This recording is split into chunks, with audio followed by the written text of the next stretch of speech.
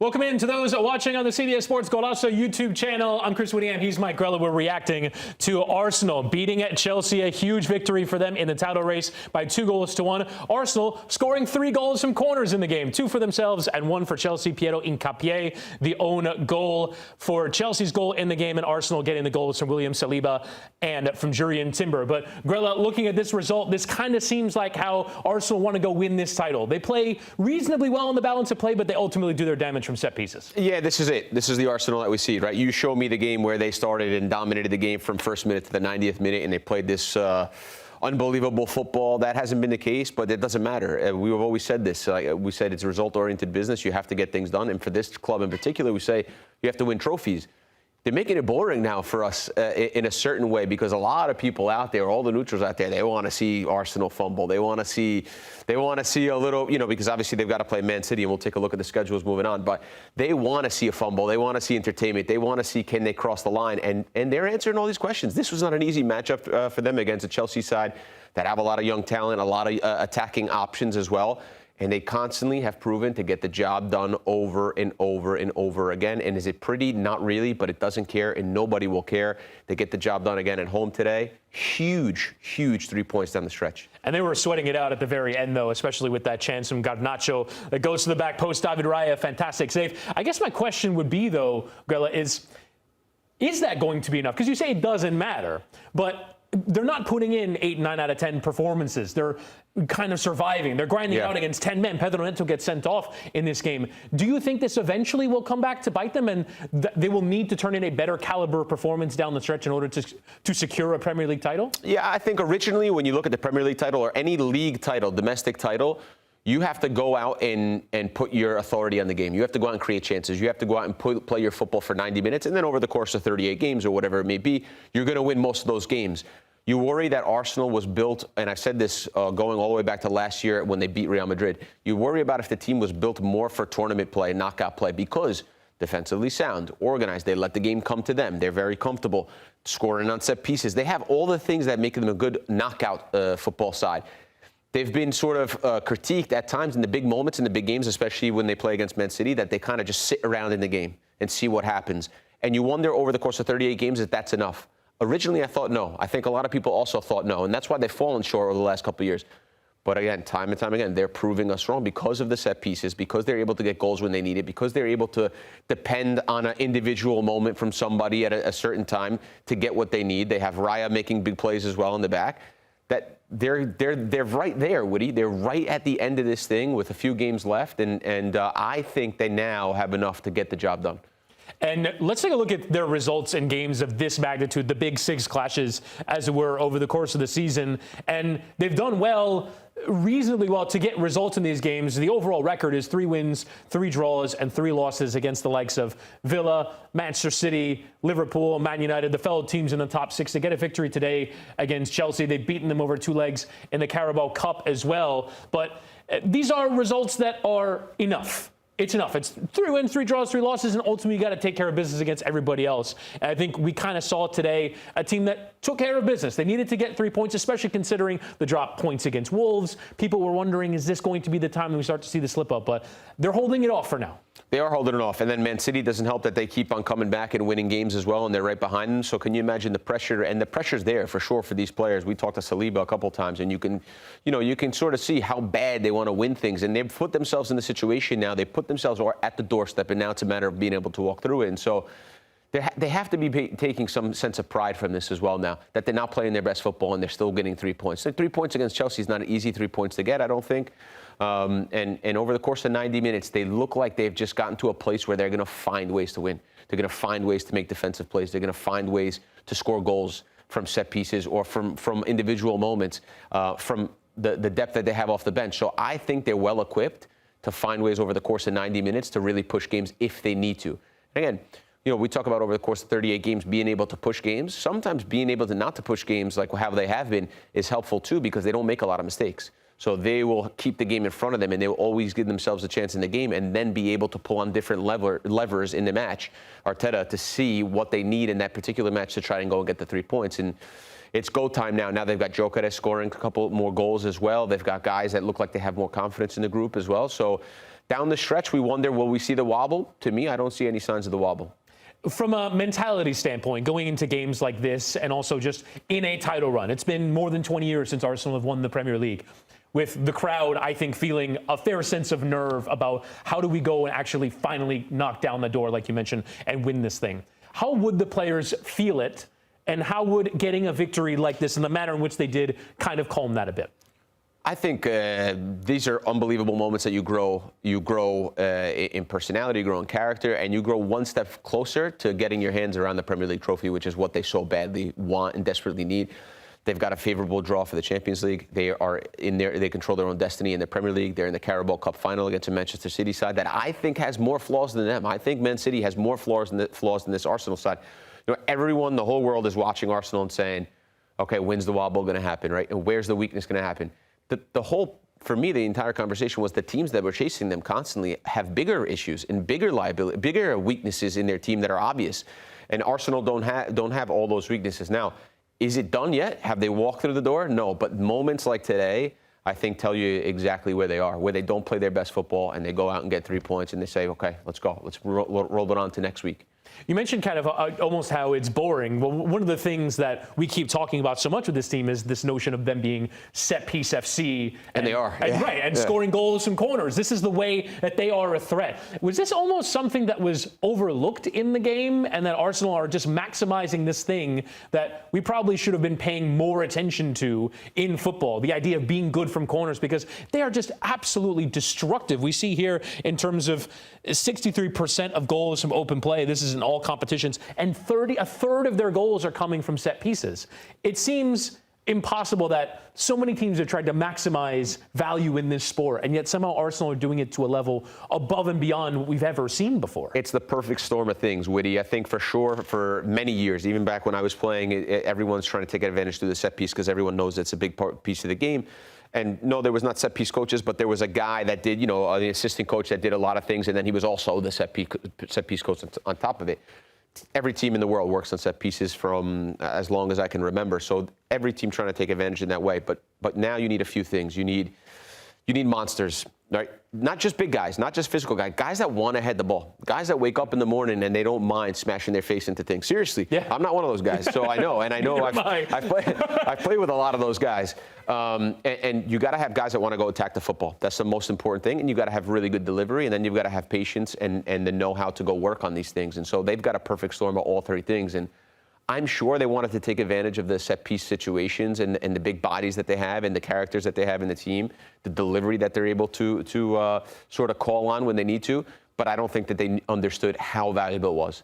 And they continue with this in-swinger to the back post, and they continue swinging the ball back. And a lot of the times it's not going in on the first one, but the second one, the third one, keeping plays alive. And it's become a real weapon now for them. It's become, I'm sure, to a point where you think to yourself, if you're an Arsenal player on the corner or an Arsenal fan, you're thinking, this is a massive opportunity. On a corner kick or a dead ball, you're thinking, we're probably going to score here. I mean, 32% of your goals, 32.7, 33% of your goals are coming through set pieces. It's a nice little weapon to have in your back pocket, especially if you're not playing your best stuff. And we've seen that from champions time and time again, that don't always play their best stuff, but find something on a bad day through a set piece, and they've been excellent at it. It almost has to be a measure of intimidation or a mental advantage at this point. They're so good that if you're Chelsea, if you're any opponent of Arsenal's, that's all you're thinking about all week. Yeah, well, think about Liam Rossinier in Chelsea. They were like, after the first time Liam Rossinier played Arsenal, he goes, that's the game I want to play them again. No, you don't. You don't want to play them again. And I'll tell you one of the main reasons why you don't want to play them again is you can't stop them on set pieces. You simply cannot stop them, in particular, cannot stop them on set pieces.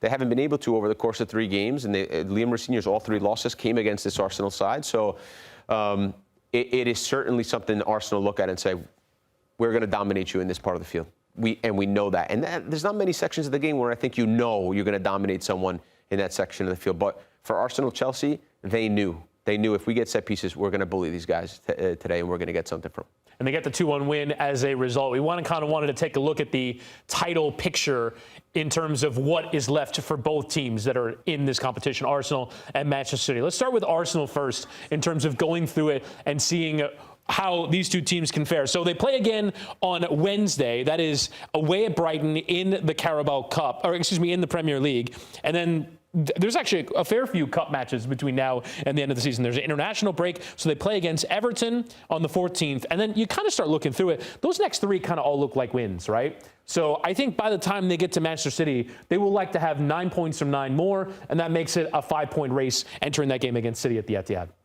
Yeah, and against City, you know, they're going to be at Manchester City for sure, but they are going to have, like you say, the advantage, and I think they're going to be quite comfortable to sit in and say, okay, let's go. You take the game to us. Man City, we know they're susceptible on the counterattack. The back line a little bit shaky. That's been a theme over the last 18 months for Pep. And Arsenal will look to exploit that, and they'll be playing in a game where I think they're comfortable, and Manchester City will be forced to go and ask the questions and make the game. And if the roles were reversed, and they could be, Woody, because obviously you're giving them wins for those first three, but, you know, obviously football's funny. If they go to Manchester City and they need to make the game, Arsenal need to make the game, that's when I would be worth it. More worried about Arsenal's opportunity and Arsenal's chances against Man City, but I think they'll be comfortable in that game because they'll be able to sit in and be able to hit on the counter and do, you know, what they want from set pieces and take advantage of Man City's weakness. Okay, so let's go game by game then. Away at Brighton, I'm saying win. Win. Yeah, home with Everton. Win. Home with Bournemouth. Win. Away. So at I agree with you. I agree with you. All right. Okay. 9 points from 9 there. Away at Manchester City. Draw. I agree. I think it'll be a draw. Home with Newcastle could be tough. It could be tough. Certainly could be tough, but I like another draw, let's say. Okay. Home with Fulham. They win. I think they draw that game. I think we're looking at 3 straight draws, and then it starts to get nervy. Away at this run-in, though, away at West Ham feels like a win. West Ham are kind of nowhere right now. Yeah, and it'll be a difficult place to go if they're still down there at the bottom of the table, and it'll be, you know, scrappy, but I like Arsenal there to get the 3 points. All right, so we'll call it a win there. And then Burnley at home on the penultimate day. Burnley will almost certainly be relegated by then. Yeah, they win that game. That's a win. And then away at Palace, final game for Oliver Glasner. Can he ruin this? Yeah, it could be a draw, that one. Yeah. For sure could be a draw, especially if Arsenal needs something from the game and they have to go push it. And, you know, Crystal Palace have some weapons that can hurt you going the other way. So that could be a draw.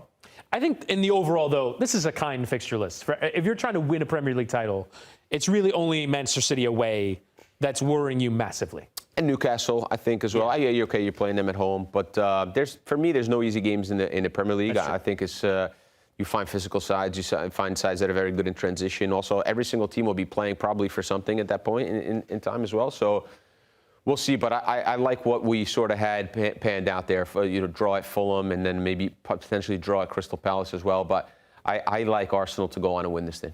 Yeah, and let's take a look then at Manchester City, because you've kind of mentioned this idea that this is a flawed team that doesn't deliver that sort of imperious level of performance, or game after game after game, they're getting victories. So here is what they have left. They're home with Nottingham Forest in this midweek round, taking on Vitor Pereira's side that are just outside the relegation zone. That feels like a victory at home. I think so. Yeah, away at West Ham also feels like a victory to me.